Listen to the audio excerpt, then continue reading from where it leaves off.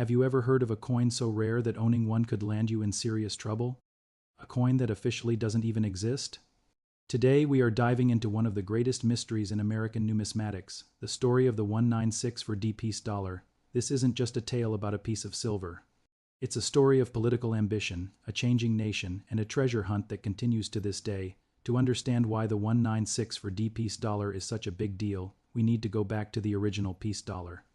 First minted in 1921, it was created to celebrate the peace following the end of World War I. Designed by Anthony de Francisci, the obverse features a stunning depiction of Lady Liberty, modeled after his wife, Teresa. The reverse shows a bald eagle at rest, clutching an olive branch, a powerful symbol of peace. These beautiful silver dollars were minted until 1935 and became a beloved part of American currency. Fast forward almost 30 years to the early 1960s. The United States was in a period of great change. John F. Kennedy was in the White House, and the nation was looking forward with optimism. But there was a problem brewing, a coin shortage. Vending machines were becoming more popular, and the rising price of silver meant people were hoarding silver coins, pulling them out of circulation faster than the U.S. Mint could replace them. The government's solution? Bring back the silver dollar. The idea was particularly popular in the western states, especially Nevada, where the powerful gambling industry relied heavily on silver dollars for their slot machines. They were tired of using casino-specific tokens and wanted real American currency. Leading the charge was Senator Mike Mansfield of Montana, a powerful political figure who saw the return of the silver dollar as a matter of Western pride and economic necessity. So, in August 1964, President Lyndon B. Johnson signed legislation authorizing the minting of 45 million new silver dollars.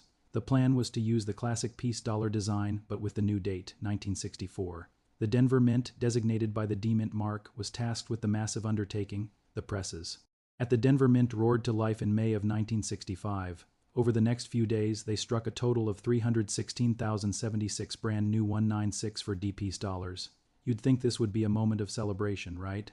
The triumphant return of a classic American coin, but the timing couldn't have been worse. Remember that silver shortage? It had gotten even more severe. The price of silver was skyrocketing. Each new piece dollar contained about 77 cents worth of silver, but with the market price climbing, their melt value was quickly approaching their $1 face value. The Treasury Department realized they were in a bind if they released these new dollars into circulation. People would just melt them down for their silver content. It would be a massive waste of government resources and would do absolutely nothing to solve the coin shortage. The criticism was immediate and intense. The press, members of Congress, and the public all slammed the decision. They called it a wasteful vanity project, a handout to special interests like the casinos, and a complete failure to address the real economic issues. The pressure mounted on President Johnson and the Treasury. Faced with this public relations disaster, the government reversed its decision. On May 24, 1965, just days after the minting began, the director of the U.S. Mint, Ava Adams, announced that all production of the 196 for D-piece dollars was to cease immediately. And not just that all the coins that had been struck were to be accounted for and destroyed. This is where the story gets really interesting. The official record states that every single one of those 316,076 coins was melted down. The Mint conducted a meticulous audit, counting and weighing the coins and the silver blanks to ensure that none had escaped. According to the government, no 196 for D-piece dollars ever left the Denver Mint. Officially, they do not exist. But do they? This is the question that has captivated coin collectors for over half a century. Rumors began to swirl almost immediately. Could a few coins have been smuggled out by Mint employees? Were some given as souvenirs to politicians or VIPs before the destruction order came down? The possibility, no matter how slim, was intoxicating. Imagine being a mint worker in Denver in 1965. You're holding a brand new, beautiful silver dollar, one of the first to be made in 30 years. Then you're told they're all going to be destroyed. The temptation to slip one into your pocket as a souvenir would have been immense. Over the years, many stories have emerged. Tales of coins being swapped for regular issues, or of trial strikes test pieces used to check the dies somehow making their way out of the mint. In fact, some numismatists believe that the first coins struck, known as trial strikes, might have been sent to Washington, D.C. for inspection and approval before the full production run even began. These pieces would have left the mint before the official recall and destruction order, making them the most likely candidates for survival. The U.S. government, however, has maintained a very firm stance. Any 196 for D-piece dollar that surfaces is considered to be government property, illegally held, and subject to confiscation without compensation. They've made it clear that they will prosecute anyone found possessing one. This hardline position only adds to the coin's mystique. It's not just rare. It's forbidden fruit. So what's the evidence? Has anyone ever actually seen one? There have been several tantalizing claims. In the 1970s, a story circulated that a well-known coin dealer had acquired 7 of them.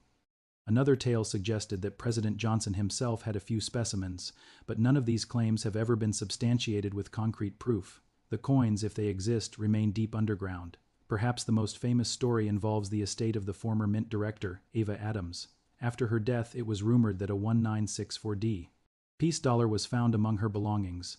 This has never been confirmed, but it fuels the fire of speculation. Let's talk about value. What would a 1964D peace dollar be worth if one were ever to be authenticated and legally sold? The answer is staggering. Experts estimate its value would be in the millions of dollars, easily placing it among the most valuable coins in the world. Its rarity, combined with its incredible backstory, makes it a true holy grail for collectors. It would likely rival the 1933 Double Eagle, another coin that was minted but never officially issued, one of which sold for over $18 million. So the hunt continues. Coin collectors and treasure hunters still dream of uncovering this legendary piece of American history. They scour estate sales, old collections, and bank vaults, hoping for that once-in-a-lifetime discovery. It's a testament to the coin's allure that even after all these years, and despite the government's threats, the dream of finding a 1964D peace dollar is very much alive. The story of the 1964D peace dollar is more than just a numismatic mystery. It's a snapshot of a specific moment in American history. It reflects the political maneuvering of the era, the economic challenges of a changing monetary system, and the enduring power of a beautiful piece of silver to capture the human imagination. Does a 1964D peace dollar sit forgotten in an old coffee can or a safe deposit box somewhere? Maybe, or maybe they were all truly melted down, and the coin exists only as a legend. Either way, it remains one of the most fascinating what-if stories in the world of coins. A ghost coin, a phantom treasure, a forbidden piece of history waiting to be discovered. What do you think? Do they exist? Let me know your theories in the comments below. Thanks so much for joining me on this deep dive into one of America's greatest coin mysteries. If you enjoyed this video, please give it a thumbs up and consider subscribing for more stories from the world of collecting. We'll see you in the next one.